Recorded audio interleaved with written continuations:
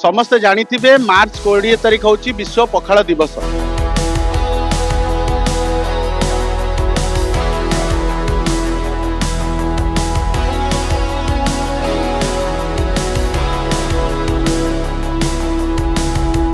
मो ना सोनू स्वाई, सदस्य स्वप्न फाउंडेशन। समस्ते जानिथिबे मार्च 20 तारिख होची विश्व पखाल दिवस। कटक अग्रणी सामाजिक संगठन स्वप्न फाउंडेशन दीर्घ 6 वर्ष ऊर्ध्व है कटक सहर में मार्च 20 तारिख को विश्व पखाल दिवस भाव में सर्वधर्म जाति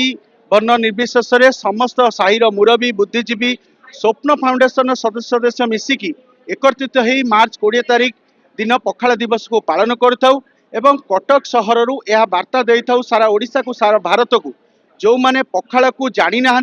पखाल जो भली तात्पर्य जमी रोगर आवश्यकता जड़े गरीब टू आरंभ कर बड़ लोक पर्यंत पखाल खाइबा नित्यंत आवश्यक जो भली भाव में बुद्धिजीवी ज्ञान माने जो माने परिसरण करिसेंती ताहापाई पखाल निरुपयोगी खाद्य से स्वप्न फाउंडेशन आह्वान क्रमे प्रत्येक वर्ष मार्च 20 तारिख कटक सहर यह आरंभ हुए एवं प्रत्येक परिपूर्ण पखाल चर्चा सब बड़े लगी रही है। देखो पखाल सहित कौन होटेल रेस्टोरेंट पनीर टू आरंभ कर मशरूम न थाए ये पखाल टू बैगण भजा आलू चटणी माछ भजा बड़ी चूरा शाग भजा यही टाइप आरंभ हो आउ गोटे कथा है पखाल कौन प्लास्टिक सामग्री एठार व्यवहार होना माटी जगार पखाल प्रस्तुत होती माटी जगार पदार्पण कर समस्त खाद्यपेयी मानक आमर स्वप्न फाउंडेशन सदस्य 500 ऊर्ध्व अच्छा